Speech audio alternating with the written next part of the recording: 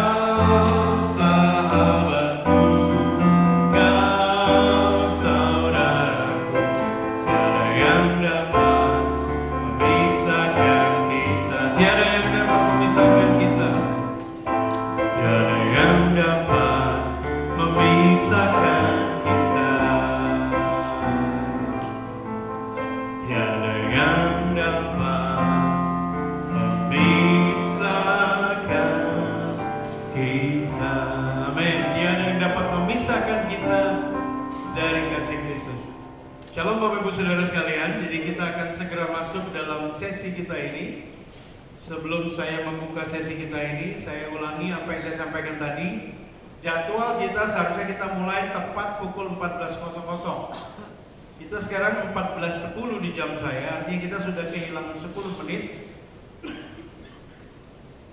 Saya kira kita perlu memberi waktu, memberi toleransi untuk sebentar materi kita juga lebih 10 menit, sehingga kita fair dengan persiapan yang sudah dilakukan oleh hamba Tuhan yang sudah mempersiapkan diri, sehingga waktu snack kita di sini tercantum 15.30, kita akan snack 15.40. Setuju ya? Setuju. Baik. Jadi untuk tidak memperpanjang waktu, kita akan segera masuk ke dalam sesi ini, Bapak-Bapak sekalian. Kita berada di sebuah seminar yang temanya sangat menarik, pria dan kehidupan seksual dalam rumah tangga. Ini tema yang menarik, tetapi kadang-kadang sungkan untuk dibicarakan. Padahal ini menjadi bagian bukan saja tidak terpisahkan, tetapi bagian yang sangat penting dalam kehidupan rumah tangga kita masing-masing. Sehingga ketika kita tidak dapat memahami dan menyikapinya dengan baik, ini akan dapat mengganggu stabilitas rumah tangga kita, yang dampaknya ada kepada pelayanan kita masing-masing dan lain-lain. Itu sebabnya kita akan mendengarkan hamba Tuhan yang luar biasa yang Tuhan sudah siapkan. Saya sebut dengan hormat Pendeta Dr. Andrew Bray yang akan menjadi narasumber kita siang ini. Beliau adalah ketua dari The Christian and Missionary Alliance, CMA. Lebih sering kita kenal istilah itu, dan beliau yang akan menjadi narasumber kita. Untuk tidak memperpanjang waktu, mari kita sambut hamba Tuhan Pendeta Dr. Andrew Bray. Terima kasih Pak, terima kasih Bapak-Bapak. Oke, sepertinya saya bisa kontrol ini. Saya senang bisa bersama-sama dengan Bapak-Bapak. Ada yang saya sudah kenal, ada yang belum saya kenal. Tapi senang sekali bisa menikmati bersama-sama besok, acara besok, dan kita bisa berjalan di Bali, makan makanan yang istimewa dan seterusnya. Dan bulan Agustus lalu saya ada di Bali untuk retreat pemuda, ada training di situ, dan senang bisa kembali bersama dengan Perkarya. Dan menurut saya, dan itu sudah disampaikan oleh hamba-hamba Tuhan yang sebelum saya, Perkarya adalah dasar kesehatan keluarga. Kalau suami atau bapak tidak sehat, tidak mungkin keluarga sehat. Kalau laki-laki yang ada di dalam jemaat tidak sehat, tidak mungkin jemaat itu sehat.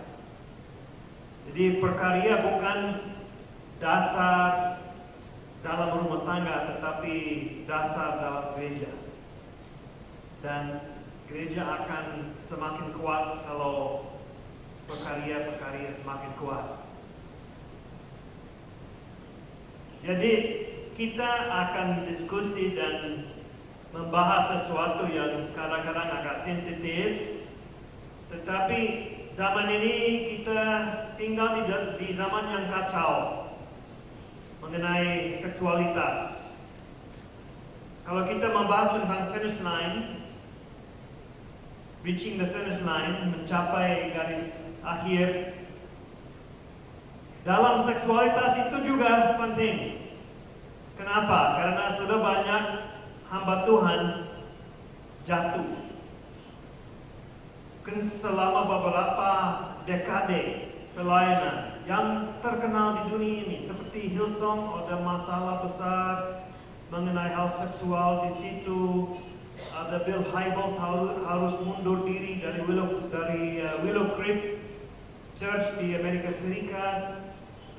Saya baru dapat kabar dari Pak Daniel Ketua Umum bahwa ada masalah di Jerman, ada orang pemimpin di situ, sinode di situ yang harus mundur diri karena dia sadar ada kekerasan seksual dalam pelayanannya, bukan dari dia, tapi dia membiarkan itu terjadi, dan itu baru keluar kabarnya dan dia mundur diri. Jadi kita tinggal di dalam masa yang kacau sekali. ada homoseksualitas, ada saya lupa huruf-huruf itu, LGBT, ada banyak kekacauan, ada banyak kebingungan, dan pemuda-pemudi kita dibesarkan dalam konteks itu. Jadi mereka melihat contoh atau teladan untuk seksualitas yang sehat dari mana. Kalau mereka tidak belajar itu dari kita, dari bapak mereka, om mereka, pendeta mereka, pembimbing mereka, mereka akan dapat informasi dari mana? Dari dunia. Dan dunia sekarang kacau sekali. Jadi sebenarnya 13 tahun yang lalu saya mengajar di STT Jafri Makassar satu mata kuliah etika terapan, dan saya mengajar satu topik etika seksual. Dan saya menyampaikan materi ini dari firman Tuhan, dan ada mahasiswa yang ada di depan, ini S2. Dia bilang, minta maaf Pak dosen, ini kami orang Indonesia, ini yang disampaikan Bapak itu dari Barat. Saya bilang, oh minta maaf Pak, ini bukan dari Barat, ini dari firman Tuhan. Di Barat, saya tidak mau ambil budaya dari Barat mengenai seksual, karena itu kacau sekali di situ. Dan jangan tersembunyi di belakang budaya. Dan oleh karena itu tidak taat terhadap firman Tuhan. Jadi kita harus dihadapi dengan kebenaran yang ada di dalam firman Tuhan untuk kesehatan keluarga, kesehatan kita secara pribadi, dan kesehatan gereja. Jadi kita akan lanjut, dan sebenarnya saya buat plagiat, Pak Enggar, saya buat plagiat, maaf. Saya buat plagiat dari buku saya. Jadi saya ambil beberapa pedoman ini dari buku saya, Hidup Bijak dalam Dunia yang Bodoh, berdasarkan Amsal pasal 5. Jadi kalau Bapak mau baca itu lebih teliti, boleh. Ini segelas air minum yang jernih, yang enak. Coba bayangkan ini musim kemarau, dan jika saya memegang gelas ini, sementara bapak-bapak sedang merasa haus, berdiri di depan saya, pasti ingin sebuah gelas seperti ini. Tetapi coba bayangkan kalau saya mengatakan bahwa telah saya memasukkan sebagian kecil kotoran di dalam itu. Masih minum atau tidak? Tidak, sama sekali. Kotoran membuat air menjadi tidak berguna. Juga tidak disukai orang, apalagi untuk menyegarkan tubuh seseorang. Demikian juga kesalehan dalam kehidupan kita dalam hubungan seksual. Menikmati hidup bersama dengan Allah tanpa kecemaran hidup mendatangkan lebih banyak kesegeraan bagi jiwa kita ketimbang berupaya menikmati hidup bersama dengan Allah dalam keadaan ternoda atau dicemari oleh kenajisan dunia. Arah sukacita sejati dalam kemurnian hidup bersama dengan Allah. Dunia ini mengatakan yang lain. Mereka mengatakan kalau mau senang, kalau mau puas, bisa buat apa saja dalam hal ini mengenai seksualitas. Tetapi kita tahu bahwa Tuhan minta yang terbaik untuk kita. Allah menciptakan kita, itu masuk akal. Allah tahu apa yang terbaik untuk kita, untuk membawa sukacita, untuk membawa kepuasan kepada kita. Dia tahu, dan Dia sudah kasih pedoman di dalam firman Tuhan untuk membawa sukacita dan damai dan kepuasan secara full, secara lengkap kepada anak-anaknya yang diciptakan. Dunia berbohong, Allah selalu benar. Jadi kita bisa ikut apa yang dikatakan Tuhan dalam firman Tuhan. Amsal pasal 5 memberi kita beberapa pedoman yang baik untuk mengarahkan hidup kita melewati budaya yang cemar, sehingga memampukan kita untuk mempertahankan kemurnian hidup dalam hubungan seksual, bahkan dalam masyarakat yang mempropagandakan penyimpangan dan ketidakmurnian hidup. Jadi, pedoman yang pertama, ini ada di screen. Jadi, untuk yang buat slide ini tidak ada PowerPoint yang asli.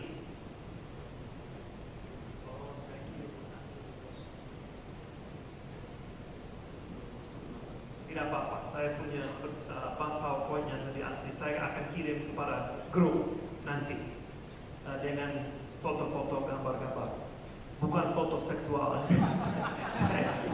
Saya tidak mau menjadi batu sandungan ini.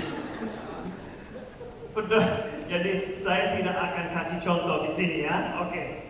Ini dari firman Tuhan. Pedoman yang pertama, untuk menjaga kesalehan dalam hubungan seksual, mengetahui perbedaan antara baik dan jahat atau menunjukkan kebijakan yang baik. Diskusi, saya mau Bapak Ibu, Bapak-bapak angkat tangan dan dengan angkat suara yang keras. Apa yang akan membantu kita membedakan antara baik dan jahat? Silakan. Apa yang akan membantu kita membedakan baik dan jahat? Apa? Saya tidak dengar. Pikiran, oke? Alkitab, oke? Apa lagi? Tuhan, oke. Mungkin apa yang dipikirkan dalam firman Tuhan yang diberikan oleh Tuhan. Ada sebuah kata kunci yang kita mau baca.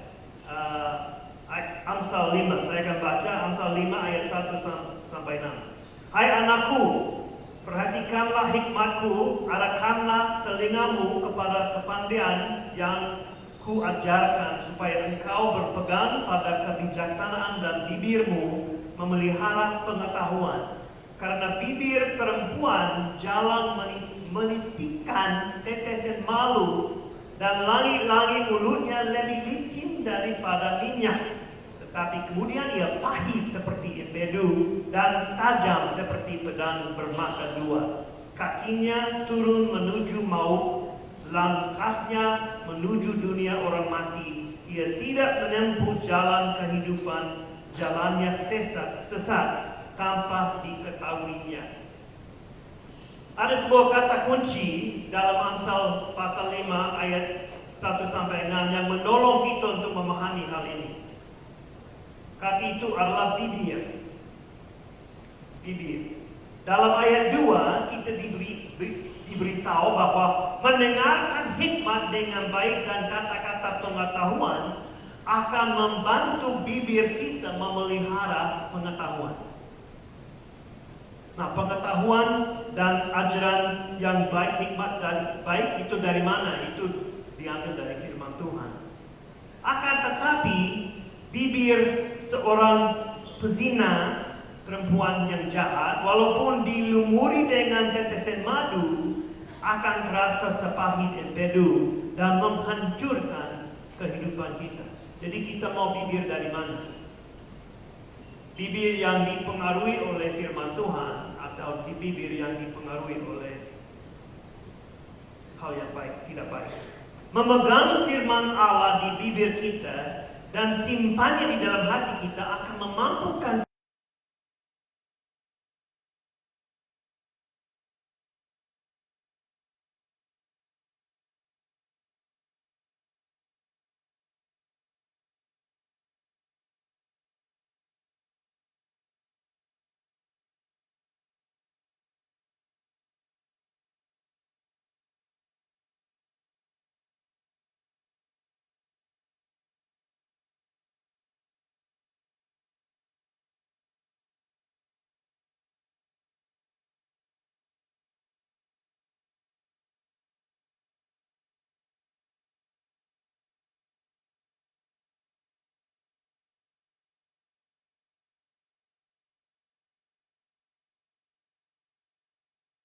mengacu pada perilaku homoseksual atau salah satu dosa seksual lainnya.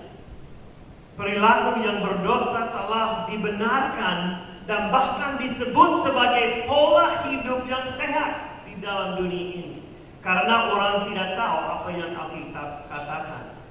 Padahal, ini contohnya Bapak Ibu, Bapak-Bapak. Di Amerika Serikat sekarang, kacau sekali tidak bisa ambil sebagai contoh kehidupan yang baik. Tetapi di dalam Amerika Serikat, yang dianggap lebih jahat, apa yang dianggap lebih jahat, itu untuk membuang sumpah, dianggap lebih jahat oleh kaum milenial dan generasi Z daripada homoseksualitas. Membuang sumpah menurut mereka lebih jahat dari homoseksualitas. Kenapa begitu? Dan mereka ada di gereja yang bilang begitu. Ini bukan yang di luar gereja, mereka ada di gereja. Kenapa begitu? Karena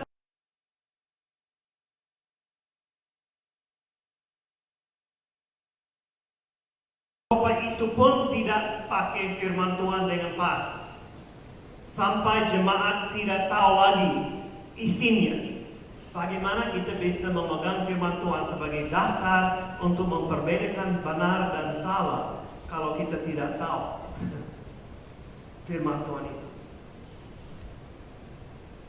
Pasal 5 menantang kita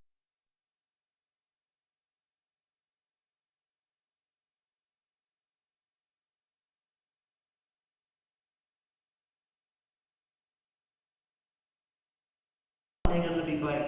Itu akan memampukan kita untuk menolak godaan hidup yang tidak murni dan untuk memahaminya. Tidak masalah seberapa menarik gaya hidup yang cemari itu atau bagaimana gaya hidup seorang pezini itu. Bibir yang penuh dengan tetesan madu akan tampak seperti empedu yang pahit bagi orang yang mengenal Allah dan berjalan bersama dengan Allah. Tidak akan berpengaruh terhadap orang itu karena mereka akan tahu firman Tuhan. Mereka bisa langsung bilang ini tidak baik. Tetapi kalau kita sudah lupa kebenaran dari firman Tuhan, sepertinya padang bermata dua sudah tidak berfungsi lagi. Masih ada di dalam tempat. Mengapa perempuan pezina menggunakan gaya bahasa yang muluk-muluk?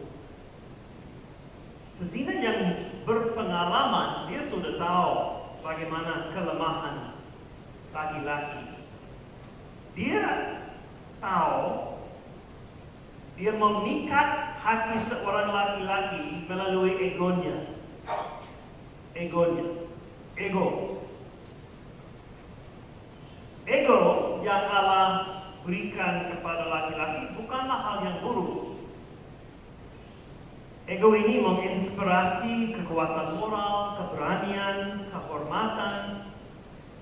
Tetapi tanpa firman Allah yang melindungi dan hadiratnya, situasi itu dapat membawa kita ke dalam kesulitan melalui mengembangkan kesombongan kita, menganggap diri kita bijak.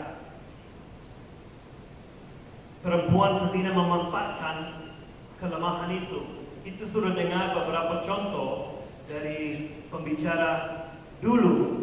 Tapi saya dengar beberapa kisah orang-orang yang merasa tidak dihormati oleh istri. Tidak ada ibu di sini. Ini penting sekali. Kita akan membahas ini sebentar. Penting sekali istri menghormati suaminya. Kenapa? Karena kalau dia tidak menghormati suaminya, tergoda orang oleh perempuan lain yang mungkin akan mengucapkan seperti madu yang menetes, Anda begitu menyenangkan, Bapak begitu manis, Bapak sangat kuat, Bapak sangat cerdas dan penuh pengertian. Jadi ada bapak yang masuk kantor dan dia tidak pernah dihormati oleh istrinya. Dia masuk kamar dan ada ibu-ibu yang ada di situ, teman kerja yang mereka bilang, oh iya Bapak sangat luar biasa hari ini. Jadi apa yang terjadi? Bapak itu merasa lebih, oh saya dihormati di tempat ini,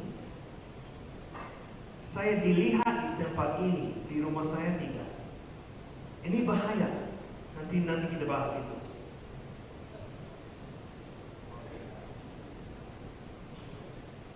Oh sudah, oke, terima kasih. Jadi saya tidak tahu saya gimana sekarang. Oh ego itu.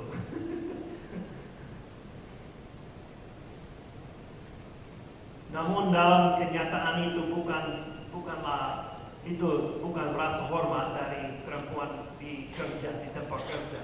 Ini hanyalah perangkap yang sangat pahit seperti empedu dan akan menyebabkan kehancuran bagi kita.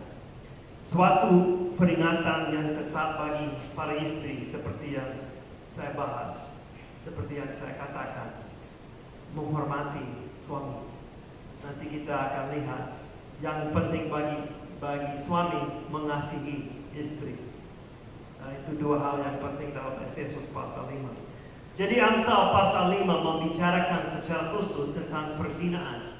Nah, saya tidak ingin hanya memperingatkan kita tentang hal itu, tetapi juga memperluas konsep kita tentang kenajisan hidup sehingga mencakup apa yang berkecamuk dalam pikiran laki-laki. Kita dapat membuat berbagai penerapan dalam hal ini saat kita membahas bagian ini. Yesus bilang apa tentang persinahan? Kalau laki-laki melihat dengan memandang perempuan untuk mengingini dalam imajinasi, dalam pikiran, itu sudah berzina. Jadi secara jujur di ruang ini tidak ada perempuan, semua bapak-bapak. Siapa sudah berbuat perzinahan? Sudah melihat, sudah memandang perempuan? Pasti kita laki-laki. Jadi kita semua lemah dalam ini. Itu harus diakui. Itu kenapa kita harus menjaga diri. Dan kita harus mengenal firman Tuhan dengan baik. Supaya bisa membedakan apa yang baik dan apa yang tidak baik. Mungkin kita pikir, oh ya saya bisa. Tidak ada orang yang cukup kuat. Kita perlu menggali firman Tuhan. Itu harus dibaca, dipelajari, didoakan, dihafal, direnungkan setiap hari. Daud pun dia berdoa dalam Mazmur, saya tidak akan pakai mata saya untuk hal yang tidak baik. Tetapi dia pun jatuh. Ya, dia pakai matanya, dia pakai tubuhnya dengan Batseba. Tapi mulai dengan apa? Mata. Itu kenapa Yesus mau potong masalah itu dari akarnya. Jangan memandang. Ini potong prinsipnya ya. Itu mulai di dalam hati. Jadi itu penting. Seksualitas mulai di dalam hati.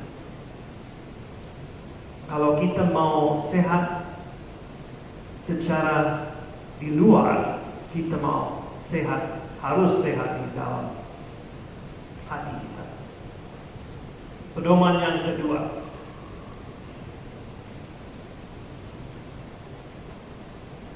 Allah memanggil kita untuk mempertahankan kemurnian kita dengan menghindari jalan perzinaan. Mungkin hal itu terdengar sederhana, tetapi mari kita lihat apa yang dikatakan Amsal pasal 5. Dan kita akan melihat betapa penting hal ini. Kita melihat beberapa kebenaran penting dalam ayat yang ke-7 sampai 14. Sebab itu, hai anak-anak, dengarkanlah aku. Janganlah kamu menyimpang daripada perkataan mulutku. Jauhkanlah jalanmu daripada dia, dan janganlah menghampiri pintu rumahnya, supaya engkau jangan menyerahkan keremajaanmu kepada orang lain dan tahun-tahun umurmu kepada orang kejam, supaya orang lain jangan menyayangkan diri dengan kekayaanmu, dan hasil susah payahmu jangan masuk ke rumah orang yang tidak dikenal. Dan pada akhirnya engkau akan mengeluh kalau daging dan tubuhmu habis binasa. Lalu engkau akan berkata, mengapa aku benci kepada diri kami dan hatiku menolak teguran? Mengapa aku tidak mendengarkan suara guru-guruku dan tidak mengarahkan telingaku kepada pengajar-pengajarku? Aku nyaris terjerumus ke dalam tiap malapetaka di tengah-tengah jemaah dan perkumpulan. Ada tanaman kaktus di Arizona, satu provinsi Amerika Serikat. Jika seorang mendekatinya, tidak harus sentuh, hanya mendekati, dan itu akan kena. Dan saya punya teman yang dulu ada di Arizona, dia bilang anjingnya dekat kaktus itu, tanaman itu, dan itu duri-duri itu masuk ke mulut. Dan semakin dia coba untuk mengeluarkan duri itu, semakin berdarah saya anjing itu. Nah, ini seperti dosa seksual. Jadi itu kenapa orang pemuda ini bilang dinasihati, jangan dekat pintu perempuan ini. Nah, bagian ini memperingatkan kita terhadap upaya mendekati perempuan berzina atau pencemaran diri. Nah, ini untuk beberapa nasihat untuk mungkin pemuda-pemudi, tetapi Bapak Ibu, Bapak-Bapak, kita bisa menerapkan dalam prinsip terhadap pornografi atau hal-hal yang bisa mencemari kehidupan dan hati kita, dan juga membahas dengan anak-anak kita remaja atau sudah SMP, supaya mereka bisa menjauh diri dari hal-hal yang ada di dalam ponsel atau ada di dalam internet. Yang pertama, jauhi rumahnya, jangan mendekatinya. Dua, orang muda seharusnya tidak menempatkan dirinya dalam posisi untuk berkompromi ketika berhadapan dengan kemurnian hidup. Yang ketiga, jika belum menikah, jauhi situasi di mana Anda berada sendirian dengan pacar Anda. Jadi selalu memastikan ada orang lain, supaya kalau sendiri itu berbahaya. Untuk remaja yang penuh dengan hormon yang berkelahi, hormon yang muncul yang seperti ada badai di dalam orang remaja itu, dan dia tidak mengerti. Pada waktu saya orang remaja, saya 15 tahun saja, ada perempuan di dalam gereja yang senang dengan saya, dan saya tidak tahu bagaimana dengan perempuan, saya bodoh. Dan dia mendekati saya, dia duduk sama dengan saya, sampai dengannya sentuh saya. Saya tidak mengerti, saya bingung apa yang terjadi di dalam diri. Seperti hormon berlompat-lompat. Saya bingung sekali. Dan nanti kita bersama-sama, nanti kami berdua seperti apa itu dating. Berkencan 1 tahun, saya bingung, dia hampir bukan kesalahannya dia sendiri, tetapi hampir buat saya jatuh. Jadi saya putus hubungan itu, dan saya bersumpah kepada Tuhan, saya sudah selesai dengan perempuan. Mereka berbahaya. Nanti saya ketemu dengan Ibu Laura pada waktu itu, Tuhan ganti pikiran saya dengan perempuan yang luar biasa. Nah, kami sudah menikah 36 tahun, dan dia jauh beda dari perempuan licik itu. Tapi yang penting kita mau kasih nasihat kepada pemuda, jangan sendiri, berdua.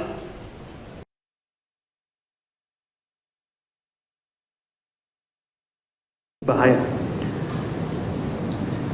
Pemuda dalam Amsal 5 ini bahkan dinasihati untuk menjauhi pintu rumah pezina itu. Coba bayangkan, ini bukan kesalahan pezina saja. Pezina ada rumah dan ada pintu. Dan mungkin pemuda itu tahu tempatnya. Dan dia berjalan kaki, mungkin di seberang jalan. Oh iya, itu bahaya. Tapi hari demi hari dia lebih dekat dengan pintu itu. Lebih dekat lagi sampai dia bisa mendengar suaranya. Hai pemuda, datang ke sini. Wih, tidak mau. Tapi hari esoknya dia kembali ke pintu itu, dekat. Pemuda, tidak bisa. Ya, sampai dia berhenti, berpikir, tidak ada orang lain tahu, saya bisa masuk cepat. Jadi yang menulis Amsal ini mengatakan jangan dekat. Nah,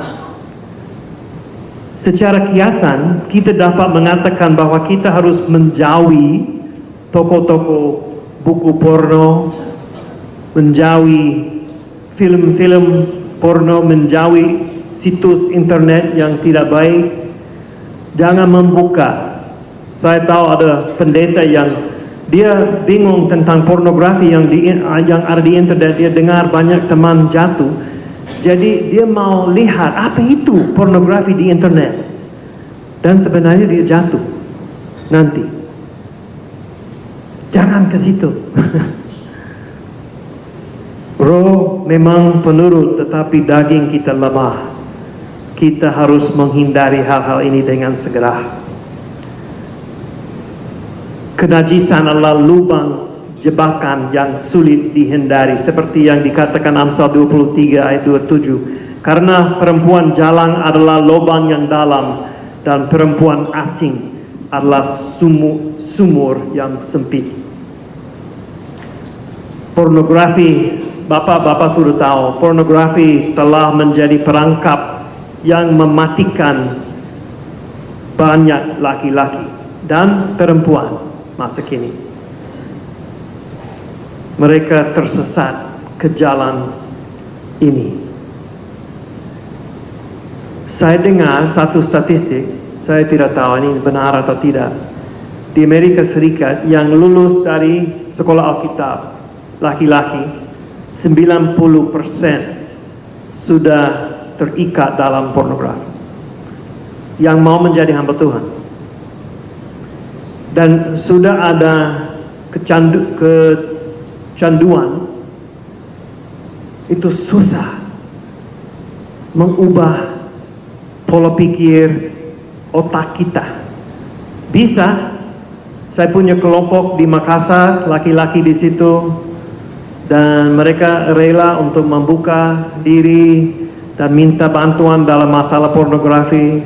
Dan kami buat satu program, dan ada yang beberapa yang dilepas dari itu. Tetapi itu perlu waktu, perlu keseriusan, disiplin, dan perlu teman. Saya tahu ada kemungkinan besar ada dari bapak-bapak ini yang sudah terikat dalam itu. Saya kasih saran, cari mentor, cari teman, buat kelompok, saling bertanggung jawab, dan mulai berperang dengan itu. Tetapi lebih dahulu kita jauhi diri dari kesempatan. Kalau ada masalah dengan laptop, kasih password kepada istri supaya hanya bisa membuka laptop di depannya. Atau HP, kalau ada masalah dengan HP, kasih HP kepada istri setiap malam. Ayo, cek history, sejarah untuk hari ini. Dan kalau kita tahu ada teman yang akan memeriksa, itu akan menolong. Tetapi ini hanya alat saja. Kita harus perubahan di dalam hati. Ya. Nah, jadi bagaimana kita bisa terus mengikuti jalan yang jauh dari kenajisan? Ada mungkin kita bisa pakai mic. Bagaimana kita bisa terus mengikuti jalan yang jauh dari kenajisan? Yang bisa menjawab bisa berdiri dan jawab saja. Ide-ide.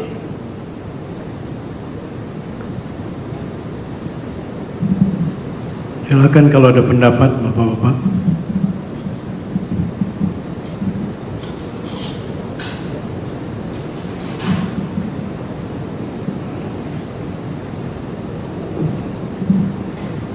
Ada?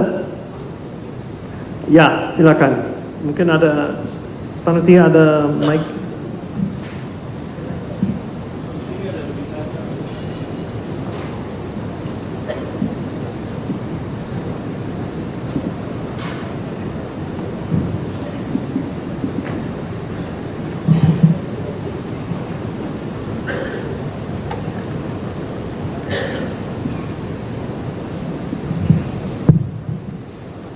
Ya, terima kasih Pak Andrew, materi yang sangat luar biasa sekali.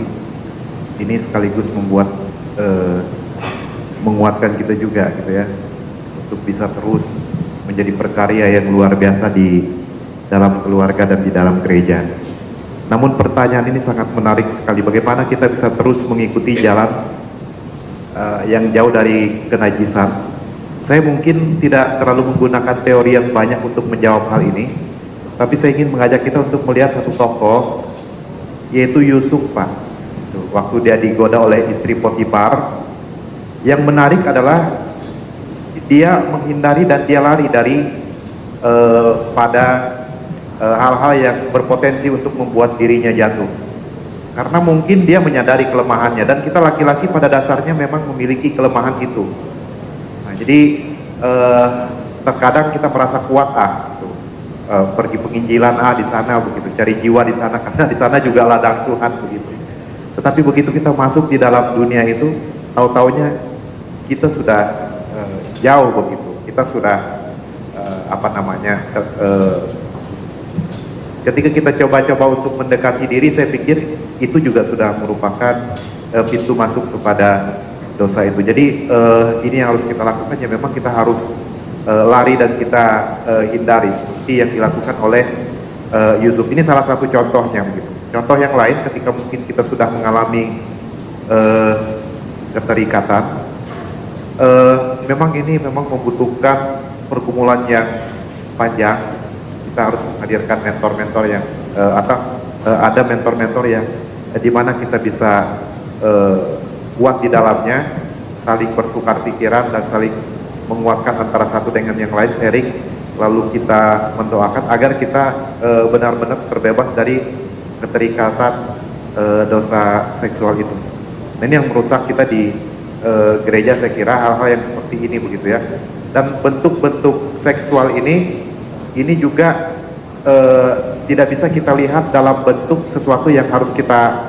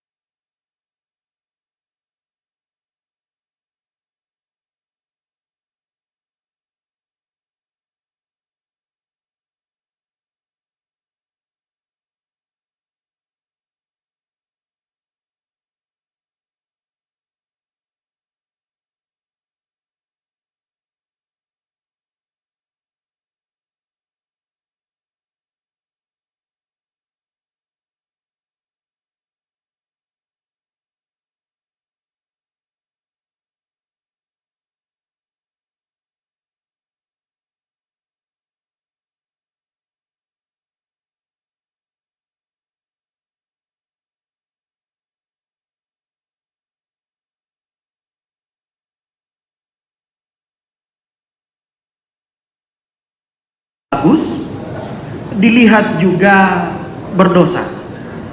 Kita tidak mungkin mau tutup mata jalan, apalagi kita keluar satu langkah di depan hotel saja. Kalau kita mau berdasarkan standar tadi, melihat saja sudah berzina di dalam pikiran itu memang berat sekali. Karena tidak mungkin kita mau tutup mata untuk berjalan. Jadi kalau pertanyaannya tadi di atas bagaimana caranya, dan memang kita tidak bisa menghindar untuk hal itu. Kalau definisi kami diskusi kecil di sini, kuncinya cuman penguasaan diri. Itu berbicara tentang fondasi bagaimana kita belajar firman Tuhan.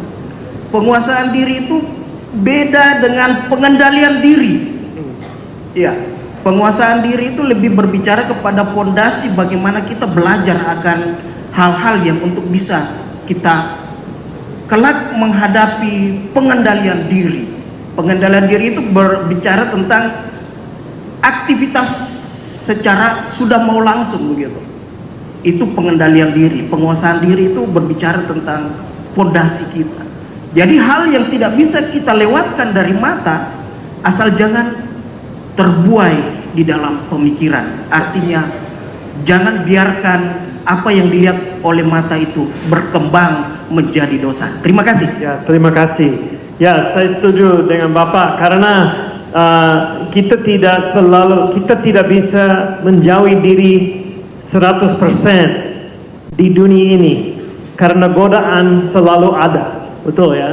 Godaan selalu ada. Tetapi kita pakai hikmat, jangan membuka televisi kalau itu satu situs di situ yang tidak baik, atau jangan pergi ke menonton film kalau sudah tahu ada seksual ada di situ, khususnya untuk pemuda-pemudi, untuk anak, karena video-video itu, gambaran itu, putaran itu akan terus selama-lamanya di dalam pikiran orang. Karena pikiran otak kita kuat sekali, bisa simpan, lebih kuat dari komputer, bisa simpan image atau video selama-lamanya. Jadi kita harus menjaga diri, tetapi juga kita harus melatih diri kalau menghadapi perempuan atau foto-foto, bagaimana saya bisa menguasai diri dalam itu. Nah, jadi yang pertama, ini satu hal yang kecil tetapi menolong saya. Kalau saya melihat satu perempuan yang cantik sekali, saya bisa mengaku segera, ibu itu cantik, saya digodai untuk memandang dia. Tapi untuk hari ini saya tidak mau. Untuk besok saya tidak ambil keputusan, tetapi untuk hari ini saya tidak mau. Nah, apa yang terjadi? Itu melatihkan bagian ini dalam otak. Jadi biasanya dalam hal seksual kita dipimpin di belakang. Ini bagian otak reptilian yang emosi, langsung respons. Tetapi bagian ini di depan itu bagian logika. Jadi kalau kita pakai logika, kalau kita pakai satu sistem, oke, perempuan itu cantik sekali, dia berpakaian kurang, saya digodai untuk memandang dia.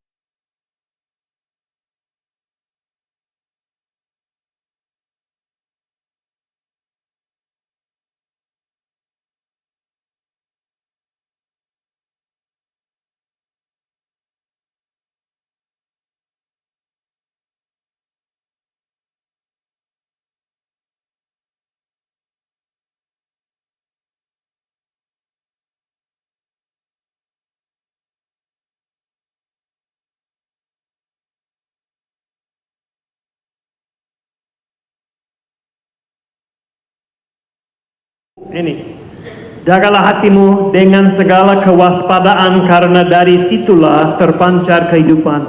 Buanglah mulut seorang serong daripadamu, dan jauhkanlah bibir yang dolak-dalik daripadamu. Biarlah matamu memandang terus ke depan dan tatapan matamu tetap ke muka. Tempuhlah jalan yang rata dan hendaklah tetap segala jalanmu. Janganlah menyimpang ke kanan atau ke kiri. jauhkanlah kakimu dari kejahatan. Oke, kita lanjut karena waktunya. Pedoman yang ketiga, Allah memanggil kita untuk mempertahankan kemurnian hidup dengan mengejar kesenangan dalam batas-batas yang sudah Ia tetapkan. Dunia menetapkan segala sesuatu dalam batas-batasannya sendiri. Sebenarnya tidak ada batasan di dunia ini. Dunia mengatakan pada remaja bagaimana cara mendapatkan seks yang aman, seks bebas. Mereka klaim itu sebagai sesuatu yang dipuaskan. Mereka memperlihatkan pola hidup yang menyimpang. Tidak ada batasan dan akibatnya tidak ada sukacita dan kepuasan yang real. Amsal pasal 30 ayat 18 sampai 20, ada 3 hal yang mengherankan aku, bahkan ada 4 hal yang tidak ku mengerti.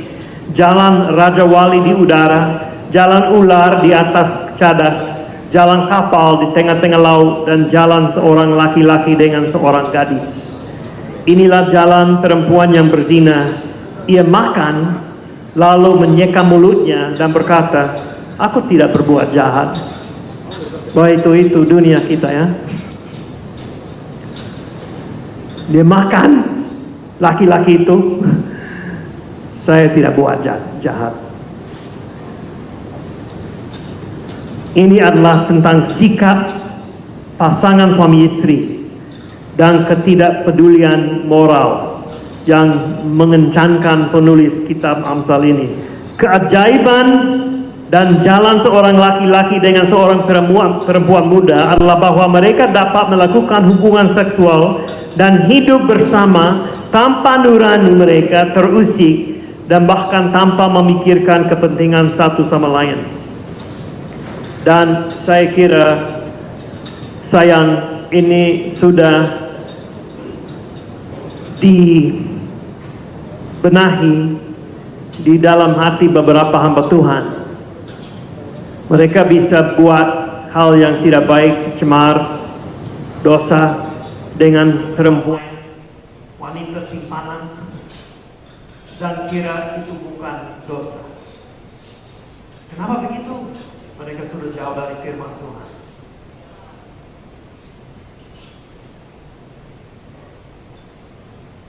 Nah, kita lanjut. Kita harus menemukan untuk menjaga diri keintiman seksual yang kita butuhkan dalam hubungan suami istri kita sendiri. Nah, ini sangat penting. Saya baru belajar ini dari satu seminar untuk counseling. Mungkin bapak-bapak sudah tahu ini. Untuk istri, keintiman mendahului seks. Keintiman mendahului seks, hubungan seks. Untuk suami, keintiman menyusul seks. Maksud saya begini, ini dari studi-studi sudah dibuktikan. Kalau ada istri punya suami, kalau dia merasa sudah intim, sudah dekat, sudah merasa dikasihi, disayangi oleh suaminya, itu akan menyusul kepada hubungan seksual. Dia lebih siap untuk itu. Laki-laki beda, jadi kita diciptakan beda. Suami cari hubungan seksual itu, nah nanti setelah itu mereka merasa intim dengan istri. Nah, disetau masalahnya. Kalau seperti yang dikatakan Pak Daniel, saya lupa ya, Pak Daniel mungkin yang suami bilang, hey, siap, ya, siap, saya siap. Istri itu belum siap, karena belum merasa intim, keintiman dengan suaminya. Jadi saya dengar hubungan seks mulai di dapur. pagi-pagi, kalau suami menghadapi dan menemani istrinya sepanjang hari, dia merasa intim dan lebih siap. Nah, tidak ada perempuan di sini, tapi istri-istri kita harus tahu ini keperluan suami, dan dia akan merasa keintiman setelah hubungan seks itu. Jadi kita harus dalam hubungan suami istri sesuai dengan Filipi pasal 2, kita harus mementingkan keuntungan orang lain lebih dahulu.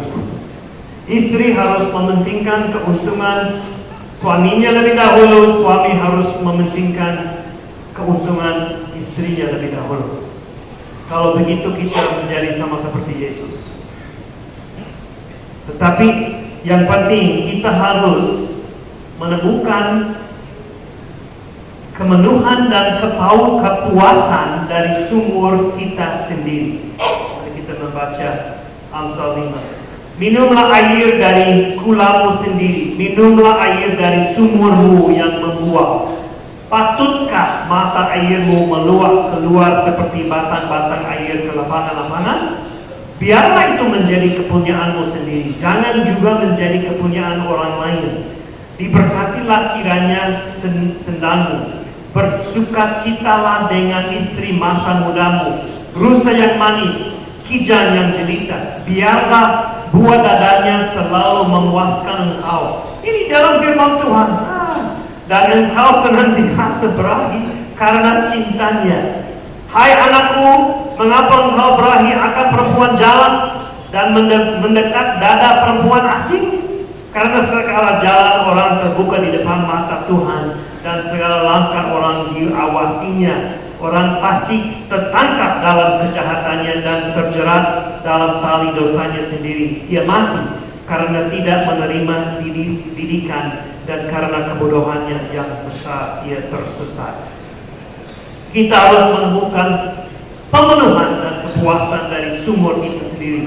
Allah merencanakan agar kenikmatan dan kepuasan seksual dipelihara dalam batas-batas hubungan pernikahan. Itu untuk sukacita kita, itu untuk kesehatan kita. Ini bukan untuk membatasi kesenangan kita, itu untuk mengisi kesenangan kita.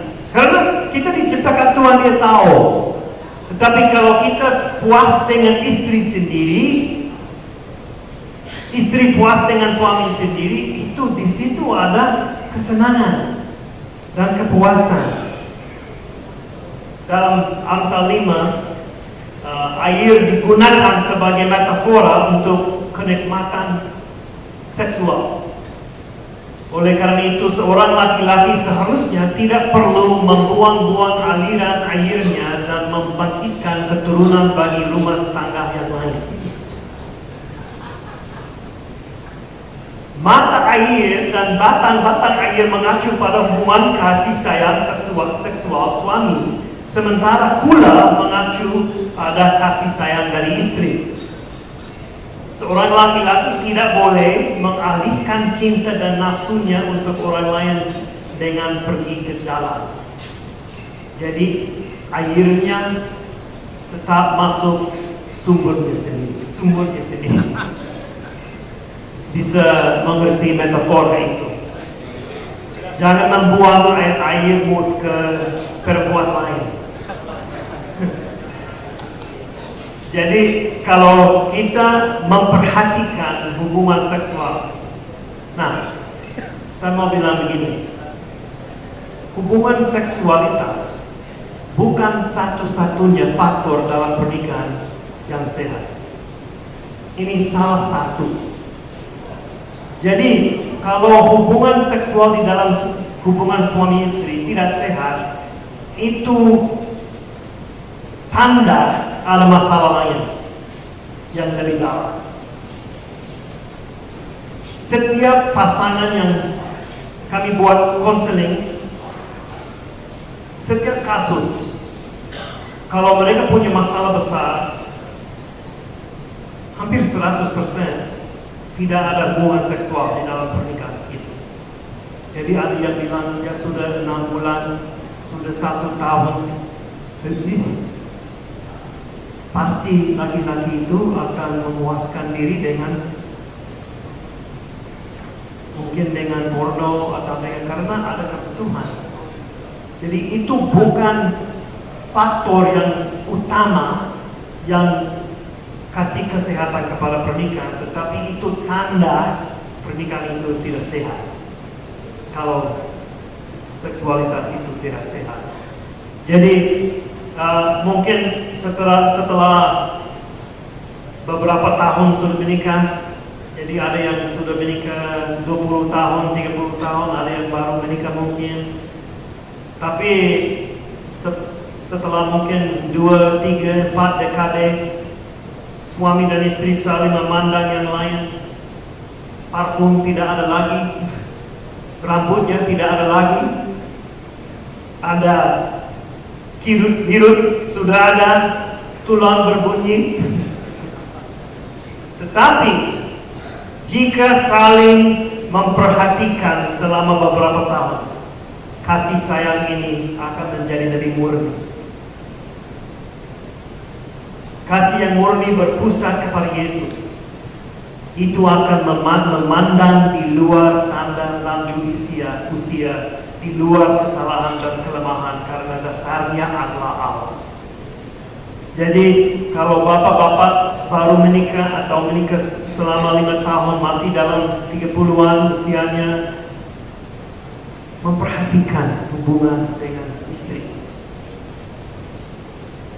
Dan saya kira, saya tidak tahu untuk semuanya, tetapi saya kira semakin tua, semakin kebutuhan untuk hubungan seksual turun. Tapi masih ada untuk laki-laki. Dan kita harus belajar lagi bagaimana saya bisa memperhatikan istri saya yang sudah 55 tahun sekarang. Istri saya, bagaimana saya bisa menguatkan dia, memelihara dia, memperhatikan dia, bukan untuk supaya saya bisa dapat sesuatu, tetapi oleh karena dia teman hidup saya, dan saya mau memperhatikan keuntungannya terlebih dahulu. Dan itu akan membangun keintiman di luar hubungan seksual yang bisa juga memuaskan. Tapi ini susah, kita harus kerja keras. Begitu. Nah, di sini para suami didorong untuk hanya memikirkan atau tertarik pada kasih sayang dari istri mereka. Suami perlu memperkenankan istri mereka menjadi sumber penyegaran bagi mereka. Dalam Kidung Agung pasal 4 ayat 15, sang kekasih berkata kepada orang yang ia kasihi, "Oh mata air di kebun, sumber air hidup yang mengalir dari gunung Libanon." Suami, seringlah memberi kejutan bagi istri Anda dengan membantu tanggung jawabnya di sekitar rumah. Dia akan menghargai itu, seperti yang dikatakan Pak Daniel. Kalau kita siap membantu, kalau kita siap duduk sebelum bertanya, bagaimana hari ini untuk ibu? Ibu sehat? Bagaimana emosi sekarang? Merasa nyaman dengan kehidupan hari ini? Memperhatikan dia. Terlalu banyak, jangan membungkuk. Oke, sudah. Kita sudah harus lewat zaman untuk memukul istri. Coba bayangkan Yesus memukul muridnya. Saya kira tidak. Dia lemah lembut, itu tidak ada kelemahan, itu kekuatan. Kalau kita memukul, berarti mungkin kita dipukul. Dan kita mau menjadi dominan, maskulin. Tapi itu maskulin yang salah. Jadi mata air dan batang bahkan sudah. Nah, beberapa pasangan mungkin mengalami frustrasi dalam hal ini. Saya mengerti itu. Ada yang mungkin kurang kuat, ada istri yang kaku. Dengan alasan apapun, keintiman tidak harus menjadi fokus dari hubungan pernikahan, tapi hubungan itu harus sehat. Karena dalam konteks itulah banyak kesembuhan emosional, fisik, dan relasi terjadi. Jadi kalau Bapak Ibu ada masalah dengan hubungan seksual dengan pasangan, saya sarani cari konselor atau gembala, tapi mungkin gembala tidak akan mengerti. Jadi cari konselor dan secara terbuka bicara dengan istrimu. Saya tidak tahu bagaimana ini sesuai konteks dan situasi. Tetapi istri merasa dikasihi kalau kita bicara secara terbuka. Kalau kita selalu simpan sesuatu atau tidak jujur, mereka tidak merasa dikasihi. Mereka akan merasa dikasihi kalau kita terbuka. Oke, ini cepat dan masih ada setengah jam ya. Oke. Pedoman yang keempat, maaf pada ini perlu 1 minggu mungkin seminar. Suami dan istri harus saling memperhatikan dan memikirkan tentang keuntungan pasangan terlebih dahulu, seperti yang saya katakan tadi. Nah, pernikahan bukanlah semata-mata relasi dan dua pihak yang independen, yang bergabung dalam semacam transaksi bisnis. Pernikahan adalah ikatan relasi yang mendalam sehingga apa yang dilakukan bukanlah merupakan relasi dari dua orang yang berbeda dan dua orang yang independen, melainkan sebuah entitas yang sama sekali baru, dua menjadi satu, dua orang yang saling bergantung. Jadi secara ideal pernikahan adalah refleksi dari karakter Allah. Saya dengar satu khotbah ini 30 tahun yang lalu, ada pendeta Tony Evans dari Texas. Dia bilang keluarga mencerminkan hubungan Allah Bapa, Putra dan Roh Kudus. Bagaimana? Allah Bapa mengutus anak Yesus, sama seperti Hawa keluar atau dibuat dari Adam. Jadi ada laki-laki dan ada Hawa. Dan anak keluar dari siapa? Dari Hawa. Seperti Yesus mengutus Roh Kudus. Jadi Allah Bapa mengutus Yesus, Yesus mengutus Roh Kudus. Keluarga mencerminkan hubungan itu. Jadi ini tanggung jawab kita sebagai laki-laki, sebagai kepala rumah tangga, untuk memastikan pernikahan dan keluarga kita sehat. Kenapa? Karena keluarga itu mencerminkan kemuliaan Tuhan. Itu luar biasa, tanggung jawab yang luar biasa. Kalau keluarga kita kacau, bagaimana orang di luar akan lihat kemuliaan Tuhan? Mereka bisa lihat kemuliaan Tuhan dari keluarga yang sehat, keluarga yang rohani, yang sehat. Masalahnya, tidak terlalu banyak pernikahan ideal yang ditemukan di dunia ini, baik di luar gereja maupun di dalam gereja. Itu kenapa saya bilang tadi, perkarya adalah dasar kesehatan gereja. Kalau pernikahan hamba Tuhan sehat, itu akan menuju kepada pernikahan keluarga-keluarga lain yang sehat, laki-laki berkarya, dan itu menjadi gereja itu lebih sehat. Ada banyak gereja dipimpin, maaf para ibu-ibu, Tapi ada banyak gereja yang dipimpin oleh ibu masa kini kacau sekali. Kenapa? Karena mereka tidak mengerti sistem keluarga yang mana bapak harus menjadi kepala rumah tangga. Dan banyak bapak, banyak suami menyerah dan memberikan tanggung jawab kepada istri untuk membesarkan anak. Itu tidak tanggung jawab yang untuk kita diberikan. Berikan, itu tanggung jawab kita. Tapi itu sering terjadi hari ini. Dan anak-anak dibesarkan tanpa teladan bapak. Saya juga dibesarkan tanpa teladan bapak. Bapak saya kekerasan seksual terhadap kakak perempuan saya selama 10 tahun. Dia memukul keras kakak-kakak lain.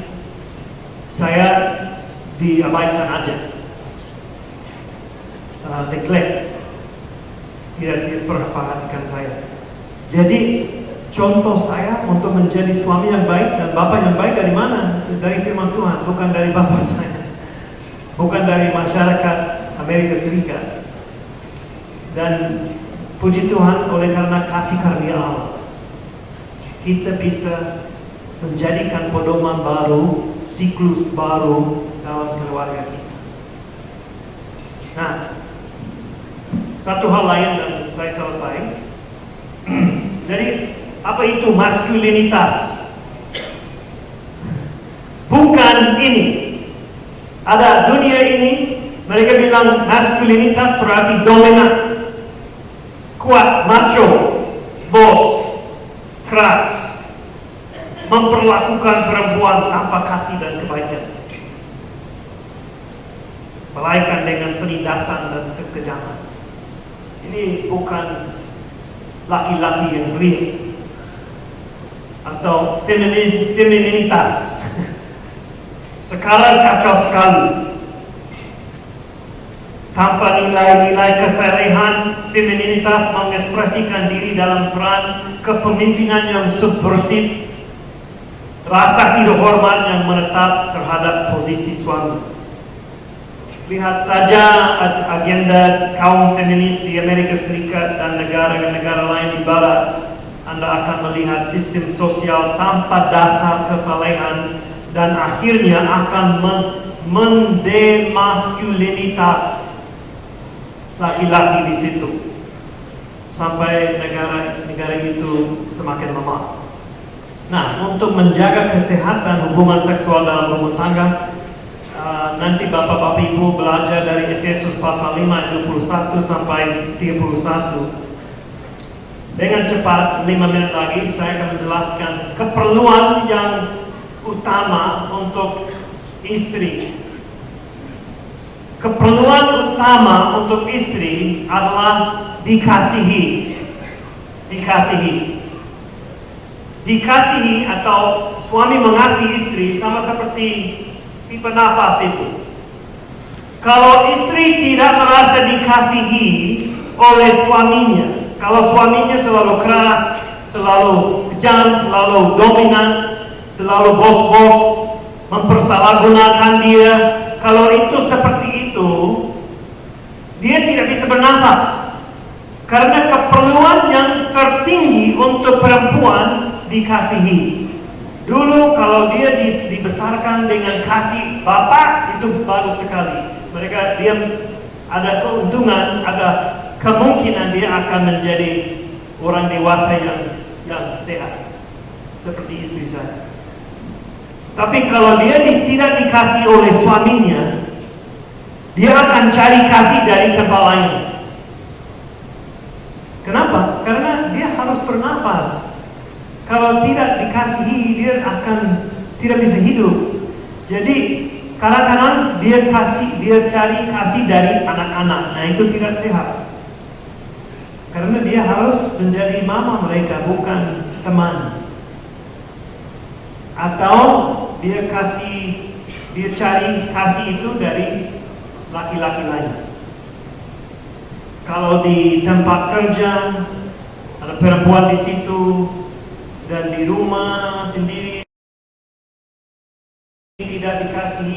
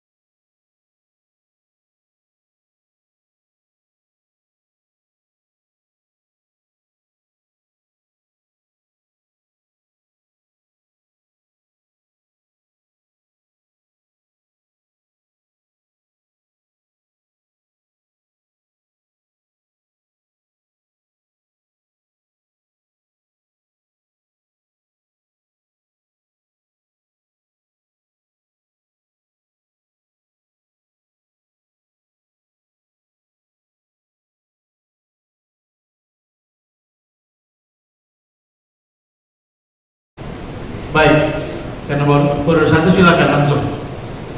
Iya, salam. Saya Samuel dari Kutai Kartanegara.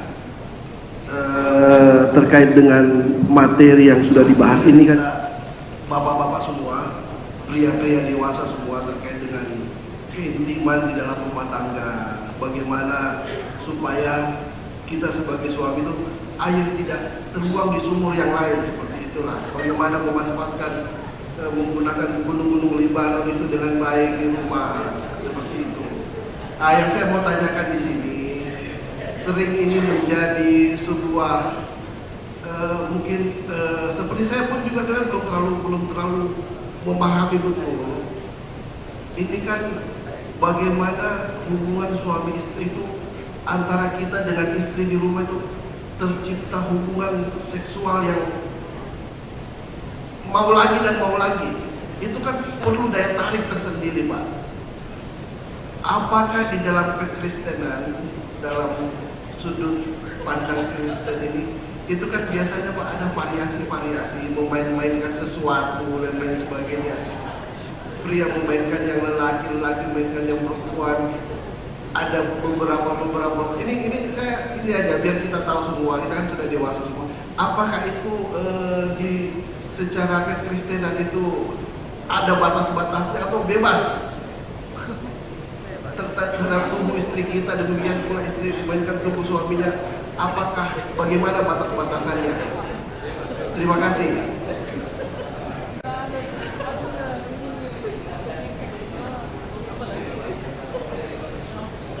Oke, terima kasih.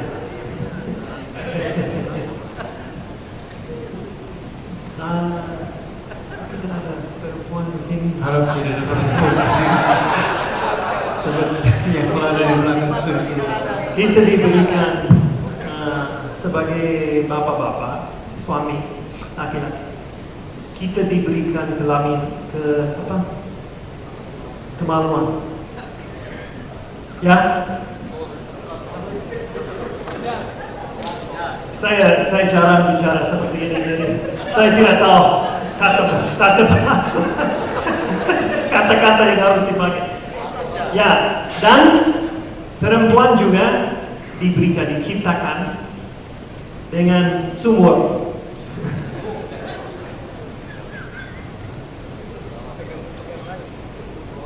Kemaluan kita lebih baik masuk sumur aja. Jangan, itu tidak diciptakan untuk mulut. Mengerti? Ini kurang alami. Tidak ada ayat di dalam firman Tuhan yang bisa. Tapi kalau kita lihat bagaimana laki-laki dan perempuan diciptakan, dan di luar Kristus, dan oleh karena dosa-dosa masuk, semua itu sudah dihancurkan. Dan orang cari cara lain untuk memuaskan diri, tetapi tidak cukup, tidak sepuas dengan cara yang diberikan Tuhan kepada kita. Jadi untuk contohnya ya, kalau masturbasi, dari sains kita bisa tahu setiap kali ada laki-laki yang membuat masturbasi, ada dopamin di dalam otaknya muncul. Itu satu kimis muncul. Tetapi tidak setinggi seperti hubungan dengan istrinya. Kalau dia ejakulasi dengan istrinya, dopamin itu lebih tinggi lagi. Jadi masturbasi itu tidak bisa memuaskan laki-laki sama seperti hubungan seksual dengan istri. Itu menarik bagi saya, karena itu berarti Tuhan sudah kasih hal yang terbaik. Jadi untuk cara-cara lain untuk memuaskan diri dengan seksualitas yang agak aneh, yang agak beda dari yang biasa, saya kira hati-hati dengan itu. Saya tidak mau berkata dibatasi karena saya tidak bisa membuktikan ini dari firman Tuhan. Tetapi saya hanya kasih hikmat saja. Jadi harus berhati-hati karena ini akan kalau kita memaksa istri, contohnya maaf pakai mulut, itu tidak baik. Kalau sudah memakai istri sebagai alat, bukan teman dalam hubungan itu. Karena kita ingat, kita mau memuaskan dia juga, bukan hanya dipuaskan saja dengan mulut. Cukup jelas atau? Oke, terima kasih. Ada pertanyaan yang kurang seperti itu? Ya, karena masalah waktu saya kasih satu pertanyaan terakhir. Tadi angkat tangan duluan yang di tengah, mohon maaf. Saya harap ini mewakili semua, waktu kita sudah habis. Shalom, selamat sore. Nama saya Pendeta Yunus dari Wilayah Kalimantan Barat. Yang mau saya tanyakan dengan narasumber adalah masalah seks sama laki-laki, Pak. Ini jangan dengan laki-laki, kata kami orang Kalimantan Barat. Itu bagaimana mengatasinya? Dari yang terjadi ini kan ada hamba Tuhan juga.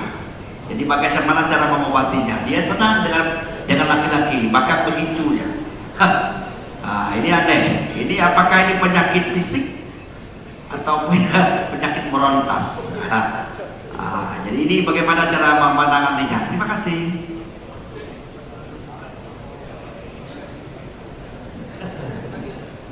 Itu menarik. Di Amerika Serikat sekarang, ini informasi saja, itu betapa buruknya Amerika sekarang. Psikolog atau konselor tidak boleh kasih nama penyakit untuk homoseksualitas. Konselor itu bisa di lisensinya bisa dicabut kalau begitu. Saya kira saya tidak punya data, tetapi dari pengalaman saya dengan orang yang homoseksual, rata-rata mereka punya latar belakang yang buruk dengan orang tuanya, dengan bapak. Mungkin oleh kekerasan seksual. Jadi itu masalah emosi, masalah fisik, masalah rohani, dan masalah pikiran. Jadi mereka yang pertama harus dikasihi. Mereka harus dikasih. Jangan membuang homoseksualitas atau